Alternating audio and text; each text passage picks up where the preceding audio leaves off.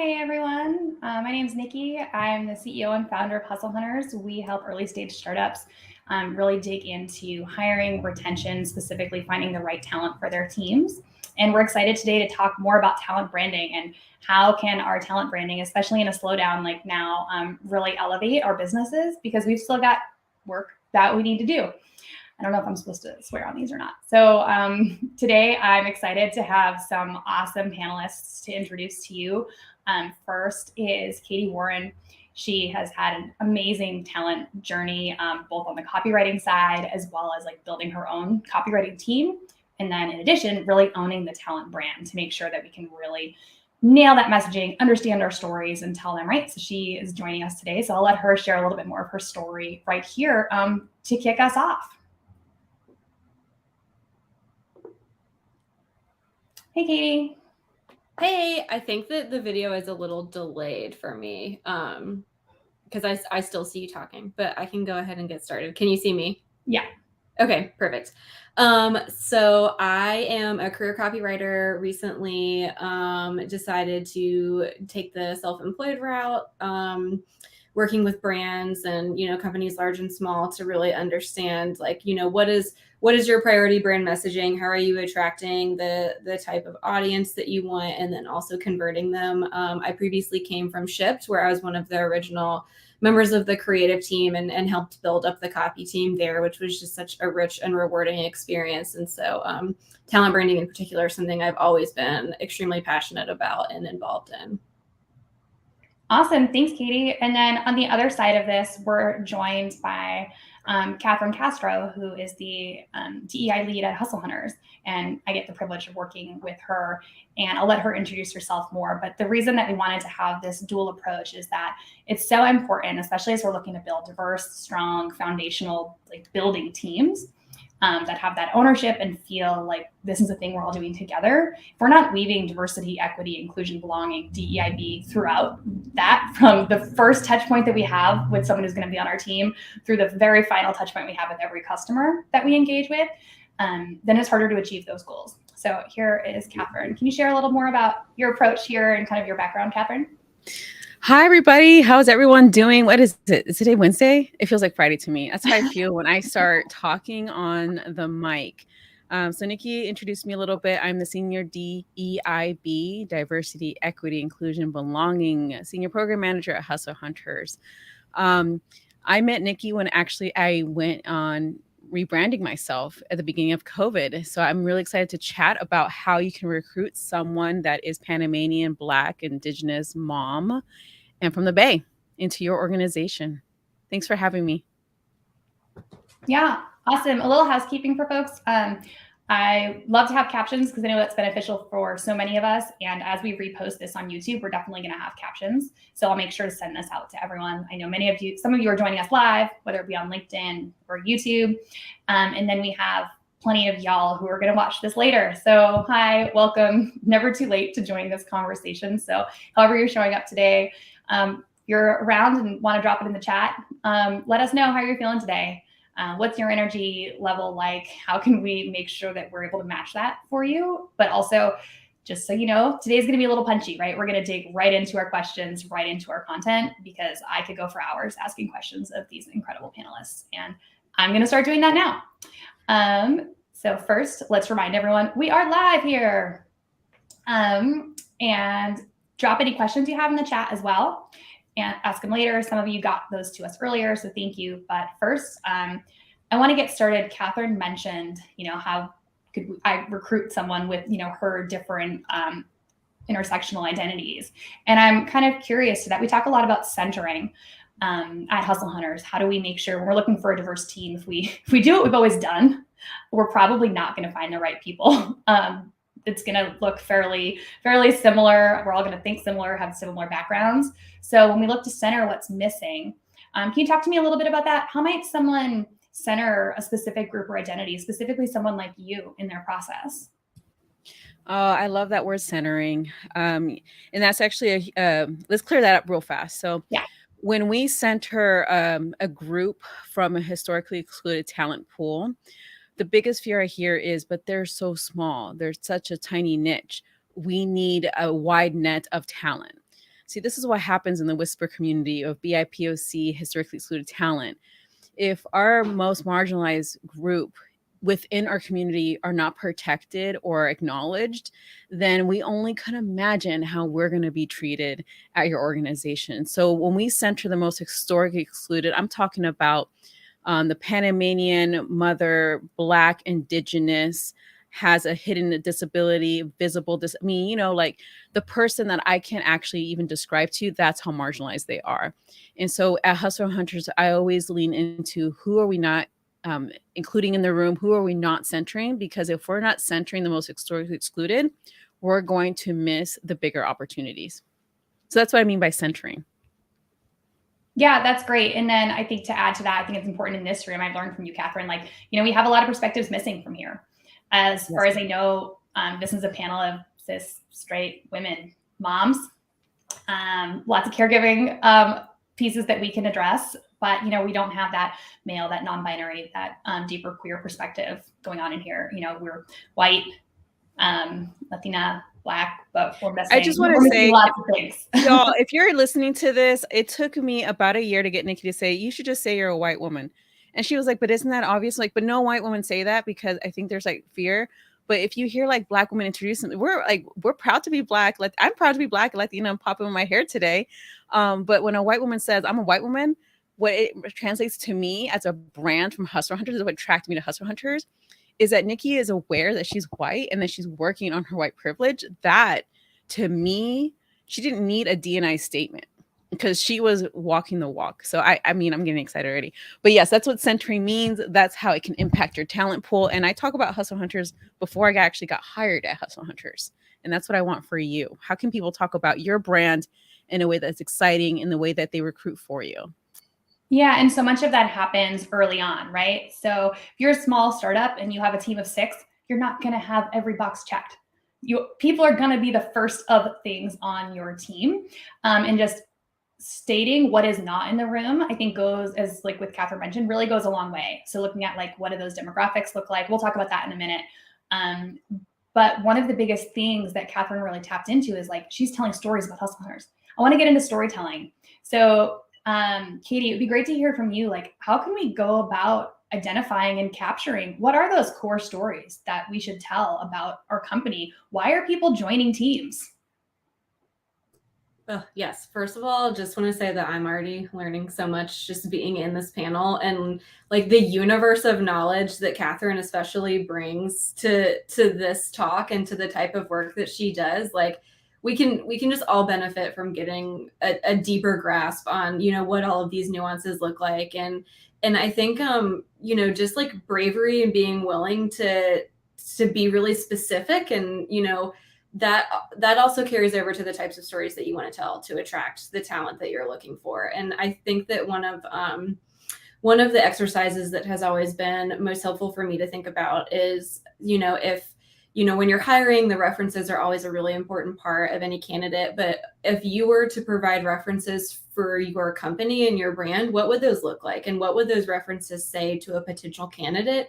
And would it move the needle? Would it turn them away? Would it get them excited? And so the more, you know, like you don't want a reference that just says like, they work hard and, you know, I really enjoyed working with them. Like that's not going to set you apart from the rest. And so the more specific you can get when it comes to storytelling, I think that's really where like the rich human, like the pieces that you can't replicate. And I think that especially from like a company and a brand standpoint, there's a lot of hesitation to get specific, you know, talking about how like you had like a really tailored like onboarding approach for a mom after her maternity leave because like maybe her baby was in the NICU or she just had like an untraditional leave. You know, I think that there's a lot of hesitation to call those things out on something like a careers page because you're worried about the precedents that you're going to set. But that's it. Like, that's the key right there is like, you're willing to set a precedent based on like a human person that's on your team that needed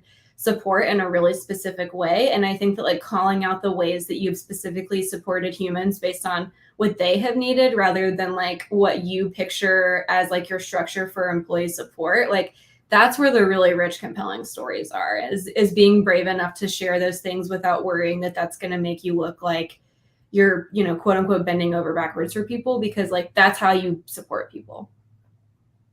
Awesome. That's really helpful. Yeah. And just that call to action as we're building out like our careers pages and our messaging in our job descriptions is we see you as a human and this is how we've shown up for other folks. So on every interview panel, you know, prepping each other, like, what's your why? How does this company really had your back?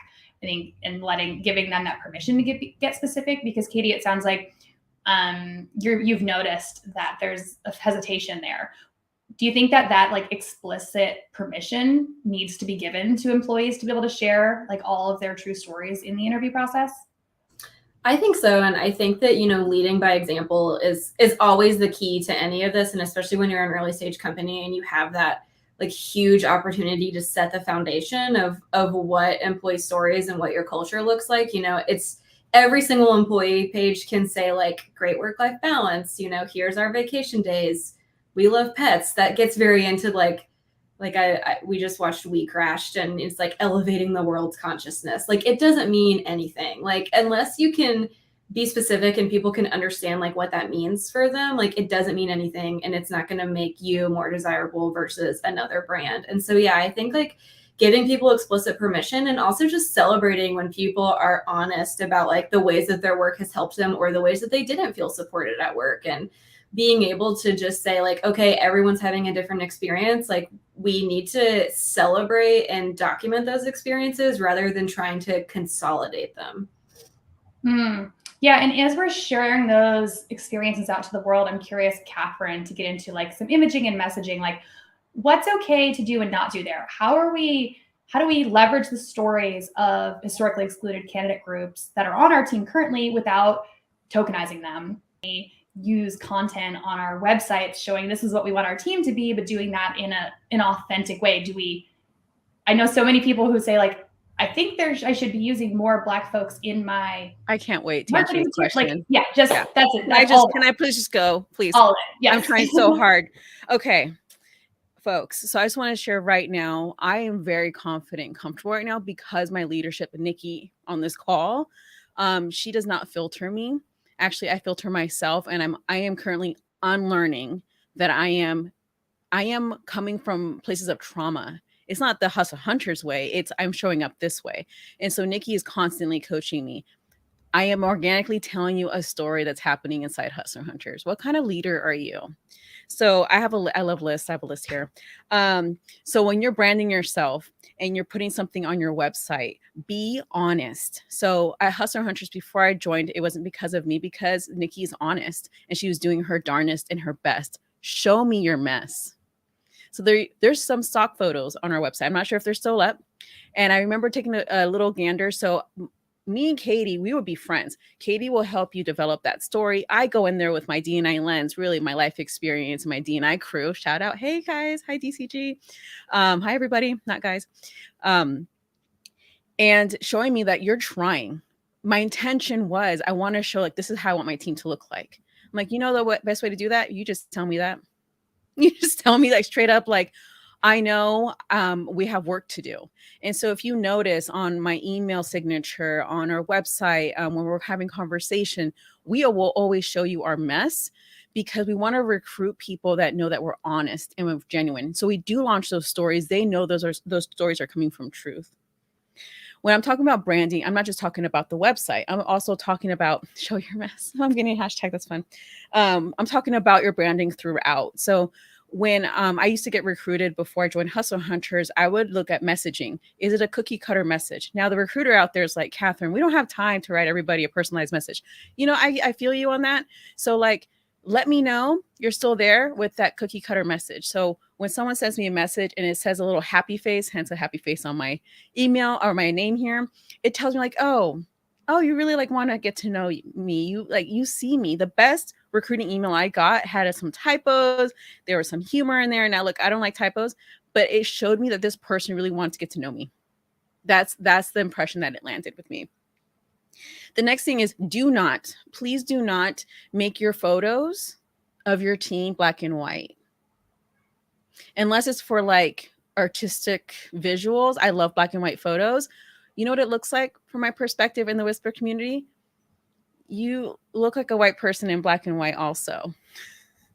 Or if you have one darker skinned person on your team, we can see that. And so it's kind of an insult to me, like, wait, what are you trying to do here? Just show me who you are, and then show me that you're working on it. And then also I feel bad for that one person. I'm like, how are they doing? The first thing I'm going to do is go to that one person and ask, how are you being treated? How are you being supported? Now, how do you not tokenize that first hire, right? So something that's happened with me and Nikki and our team organically is that started to happen. And Nikki made a immediate halt to that.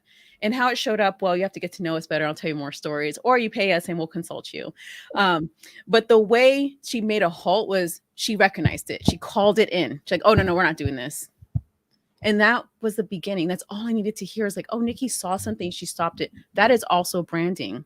It's really hard not to talk about my boss in a good light. And that's real talk. Treat me like a person. Treat me like a person. If you don't know what Panamanian is, just tell me. You don't have to lie to get to know who I am, right? Now, say you're just hiring, and I love getting to know the startup world because you want to hire the best talent, the person that's going to invest in your organization, right? And it really blows my mind how people. I mean, let's get creative. The word innovation in startups is used so much, but yet we lack it when we're stuck. And so, what's going on in your personal life? I know that Nikki's daughter knows about D&I. Is she 6, right? She's 6? 5. 5. If a 5-year-old can do it, you can do it too. I'm telling you. So I have a 6.5-year-old. I have a 1-year-old. And what I do in my personal life, I'm going to give you a big hint. D&I is my life. Now, I'm not asking for you to have D&I as your life, but you should be incorporating in your life. So when someone is in an interview and ask Nikki, what do you do on your personal time? Nikki reads like 1 million books about 1 million different populations, about things that challenge her, embarrass her. She teaches me. Now that's a leader that the branding has started with her. So if you're listening to me and you're a CEO and you're a founder, it's going to start with you. You can't make your team read a book. You can't make your team go to a workshop and you're not doing the work. Was that enough for y'all? Yeah, that's so helpful. And I love that piece you're sharing about, like, there's so many things we can share about ourselves. And yeah, it's nice to have that polished thing where the graphic, it perfectly fits the content you put through. And this is kind of getting into your domain a little bit, Katie, but I kind of want to encourage folks who have, just a link to their jobs page that doesn't have anything about the company. Set up a link internally first. Let folks go to that careers page and then click over. And that careers page could have 3 things on it. And I'm gonna ask Katie in a second, what should some of those things be? But just kind of my encouragement there is just like, the more human, the better. The more like photos of your kids, photos of your current team, real quotes, whether it's, this is what I learned this week, and you just keep it up for the next 2 months because you forgot to update it. Like, again, it just shows some of those journeys, and those are the types of humans that folks want to join and learn alongside versus just seeing a giant list of openings. It makes a huge difference. So Katie, what are some ways we can effectively tell these stories? Well, of course it'll vary from industry and from company and the resources that you have, but I love the quotes. I feel like testimonials just in general, whether they're through copy or on video, of course, like ideally is great, but as long as you have them in like small enough little chunks, because no one can sit on your site and watch like a 5-minute video of a back and forth interview. How long would you recommend a video to be that someone's sharing about their company or team? I mean, honestly, like best case scenario is that you have, edited clips together of multiple people into like a 30-second. But again, it just depends on, if you only have 4 people on your team right now, then that's maybe going to feel like a little too much. But just, short and sweet, but really, asking a lot of questions, but then capturing and showing the ones that do feel the most like specific and the most human. Again, like anybody can write sort of that general language, but the more specific you get, the more memorable you're going to be. B, it's going to be less easy, or it's going to be easier for you to differentiate from a competitor because, you're not. Basically, what you want to think about from a brain perspective, anytime you're looking at like copy or content, is that if you took away your header and like your navigation from the top of the page, could it be literally anyone's website? Or like, does the copy do the images? Does the content read like it is your brand and your vibe and your voice and tone and your personality. And so that's a really good temperature check as you're working on, branded destinations like careers pages. But yeah, the more that you can let your employees and your current team members and your actions do the talking rather than like making a list of, your ideal team culture, again, like you can't, those are the pieces that people really hang on to and that they'll remember and that they want. Awesome. And then a follow-up there is, and folks add more questions to the chat as you have them, but one that just came in is when going through and creating that brand, you mentioned the tone and the vibe. How is that, what does that process look like? Is that different? I assume it's very different than creating our tone and vibe for like who our brand is when we center our customers. Yes, very different than like a customer facing voice and tone, but looking at A, who you already are as a culture, but B, who you want to become, and trying to figure out, okay, what are the small steps and like the small ways that we speak to each other, that we use to recruit? How are the ways that we speak to people when they leave the company for another opportunity? Like those are all the things that will collectively create like what your brand personality and your tone and voice is. And even thinking about like the DE&I perspective, like having a way that your company consistently talks about diversity and the way that they're talking about like the types of hiring goals that they have, and making sure that when you decide that you're going to talk about a specific like hiring goal or a group of people, that you're doing it in like a consistent and respectful way. And so like for everyone to be speaking the same language and have, and this kind of goes into how Catherine was talking about just you as a leader leading by example. Like if you have, the leadership at your company acting like the type of employees that they want to attract, then like that momentum is only going to keep going. And so, yeah, the voice and tone from like a brand perspective is definitely a lot more fun because you can, it's up to you rather than like up to what's going to sell for your customers. But just as equally important to stay really consistent and really clean, and making sure that that what you're creating is authentic and not just like checking the boxes of what you feel a professional brand is supposed to be. Awesome. Thanks for that. I think so often I'm realizing in my business, I haven't sat down and thought through what is our talent brand compared, which is different. So I think anything of the little things coming out of today, that action item of like spend 5 minutes journaling about what your talent brand is, and then get some of that on this careers page feels like a pretty good start. Catherine, I have a question for you that came from the audience, and I'm sensing the tension here of wanting to be perfect and minimize harm, but also making sure that we're doing it the right way, but also like moving at some point. So the question is, how can we ensure that our hiring and retention practices are inclusive and anti-racist? Like, how do we minimize harm within that? You could probably spend 4 days answering this question, but if you can give us like some quick guiding pillars or maybe resources. Thank you, friend, for that very vulnerable question. I can't see your question in the chat. Are you able to see this person, Nikki? No, they're not on. They sent it. They sent it. Okay. Well, thank you to whoever sent that question. So let me unpack it in a couple of different ways. And before I touch this question, Katie mentioned a whole bunch of things that are like golden nuggets, like the collective story. If you make a mistake, it's just like looking at data on a chart. If you have one dip, are you going to give up? No. Look, my mom's an accountant. That's as much math as I know and how much money you're making. But when you dip, you're not going to give up. So when you make a mistake in D&I, please don't tell me my budget's getting cut because we have one small dip. You keep going, you create a plan, you strategize. So that collective story, what is that? That's what I'm interested in. So thank you, Katie, for mentioning that. The other piece is like the voice and tone. It's not just the Nikki show. It's not. I'm gonna tell you every day, I'll get my hand slapped really because she wants the power to the team, not on her. And that's really like where I get my hand slapped. It's like, Catherine, this is your business too. So something that's difficult, and I'm not a CEO, I'm sorry this is your position, but I'm also not sorry this is your responsibility. If you have one person that says, I'm not in D&I, I am an engineer. That's your collective story. That's what you're allowing. Yeah. And that's the story that's going to be a part of your brand. Like, oh, D&I is only for the Black person, the Latina person. Oh, painful. I'm not going to join you. It's a collective effort because then I will be tokenized because it's only on me. Yeah, and it's not Rewind. just the recruiters that you chat with. It's not just, it's actually, we should hashtag it's not just. Yeah. Like, it's a collective story.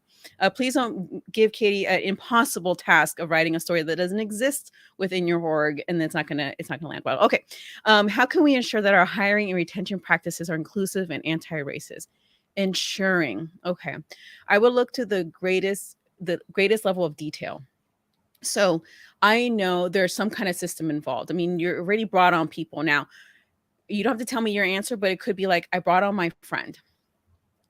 Fun fact, I hear that. I've learned a lot here at Hustle Hunters. I brought in my friend. There's a lot of trust. I know they get stuff done.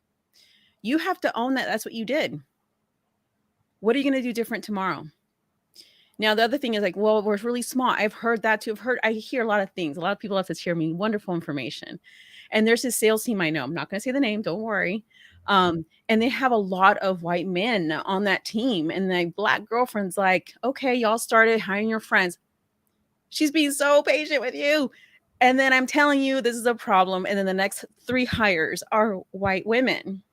You're not listening to my friend. And now she's currently looking and she's hot talent. So you want to make sure that you're looking at all the processes that already exist. Now you're thinking like, Catherine, I don't have time for that. I'm trying to like manage my budget, retain my team. If you don't make time for these little things now, they're going to hurt your business in the future. I'm at Hustle Hunters right now, and I worked at big organizations, and I find it so challenging to unravel the damage that has been done versus starting off fresh. This is the great gift we have.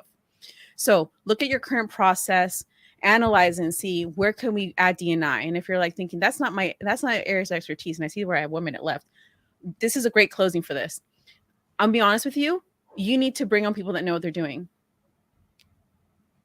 To look at your practices, and I can call in with kindness and compassion. Hey, this is some things that we can make a quick change today. Here's some changes we can make tomorrow in a month. Now, if you're asking like, Catherine, how do I know you know what you're doing? Well, I still got a job at Hustle Hunters, and that's what I got hired to do there. Right? Yeah. I'm coming on my 1-year anniversary. Nikki doesn't have time or the extra funds to keep me for fun because we like each other. I'm here because I know what I'm doing. The next piece is practices, inclusive and anti-racist. How can we minimize harm? First, you need to measure, how do you know you're creating harm? That's so scary. Like, I don't want to find out I'm hurting people. I'm like, well, if you don't know, then you can't change. You know this stuff. You launched a business. If you don't measure something, you won't know how to pivot. So that's my quick answer is assessing, bringing someone that knows what they're doing, and accountability. Yeah, that external person can be such good for accountability because they don't know all the backstories of why you made all those choices, and they get to make those challenging questions, which can be so great. And then that's something I've learned a lot, and kind of the practical application of what Catherine is saying is surveys. Ask the question, have it in all of your post interview pieces. How are we doing? What could we do better? Oh, I want to say hi to our Hustle Hunters team. I adore y'all. You're my folks, and they're so sick of my forms. Like, we got to measure y'all. You'll love me later. So yes, you got to measure all your work. So some resources to continue this conversation are reach out to us at Hustle Hunters.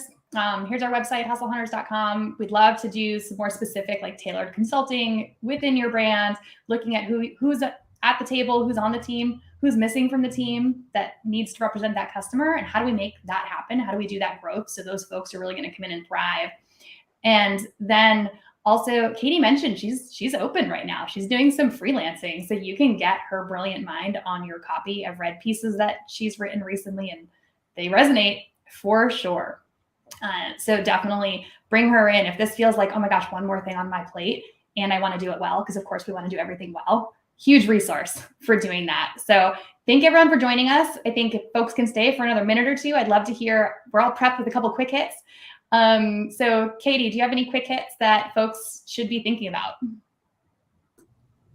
I would just, talking about surveys, like also just like sending out an open-ended Google form quarterly and asking your employees, like, what's the best thing that happened to you this month? What's the worst thing that happened to you this month? And like really reading those things and letting people tell their stories and then understanding where the patterns are how, you know, where everyone is at any given point in time. And also knowing that like, just because the vibe one quarter is one way, that doesn't mean that like the next quarter is going to be the same. Like we're not robots. We don't exist in the same state on a day-to-day basis. And so keeping your, you know, just like the constant vigilance of understanding what the pulse of your current and existing brand is, so that you can keep calibrating and making those tweaks and improvements and changes to attract, you know, the audience and the talent to build your brand even larger. And the thing I love most about that, Katie, is engaging your current team, where so much of our talent initiatives, we say talent to mean an existing team, but so much of it focuses on bringing new folks in. That really engaging your current team. If we realize we're not actually ready to bring in new folks because there's a lot of turmoil internally, or folks are having really low time, that's a good time to kind of circle the wagons and think a little more internally of how do we keep these folks before we double our need for hiring. Yeah, talent is just like shockingly such a missing piece of a lot of talent brand conversations, but yeah, so important. Awesome. Catherine, do you have any quick hits? Yes, I do. Bad things get said all the time. Don't ignore those bad things. If someone posts about you, puts you on Glassdoor, I don't know where they're sharing their information, and you see it, don't ignore it. And please don't over-explain yourself. Say sorry.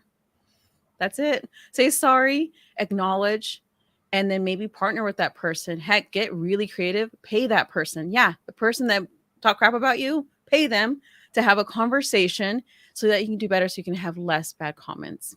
Well, not even comments, actions that happen that resulted in that bad comment. The next piece is already touched upon when we say it again, it's that important. Engage your current team, value them, honor them, care for them. There's interns out there in D&I, and some people said, like, Catherine, let me just hire an intern. Like, first of all, I love interns. They're fantastic. We have an intern, a well-paid. So let me tell you something. When I said yes to Nikki at Hustle Hunters, poor Nikki was like, wait, I just said like, I'm doing this to bring you on, which is some sacrifice. I'm like, yeah, I can't do this by myself. I'm not a unicorn. I need some folks. So we have a well-paid intern, Linda. She's happy. I measure my progress with her all the time.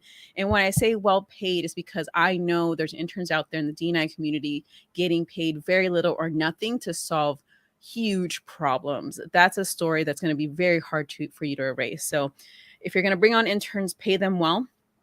For example, keeping your social media active. That's a great way to bring in an intern. Don't take our intern. Just kidding.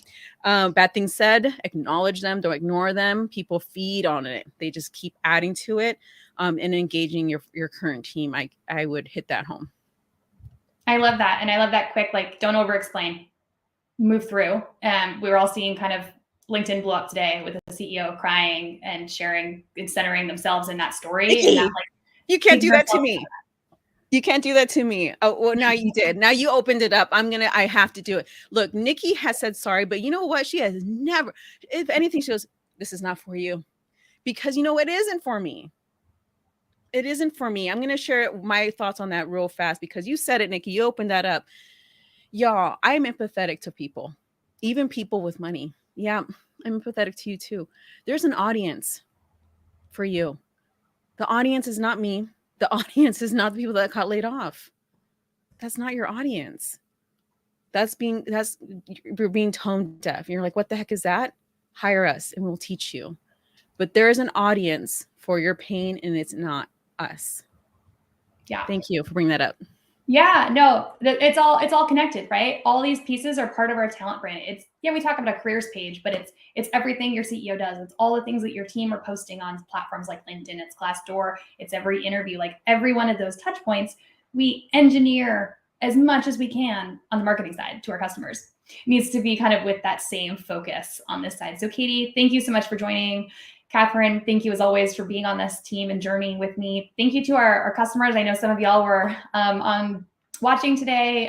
Can't wait to check in on your careers pages and continue to tell your stories. This talk actually came about because we looked at some pages of our clients and we're like, it's kind of bland, but they're awesome. They're so freaking amazing. We're like, those are stories aren't being told. Like we're telling them, but we want those to be like the first thing because this is where job seekers go. 3/4 of job seekers, more are going to the careers page. So if you're not telling those stories consistently everywhere, it's hard. So thanks y'all for bringing that expertise. We're around. Reach out to us on LinkedIn or through our websites is probably the easiest way. And thanks everybody. Have a good Wednesday because it is Wednesday. Bye.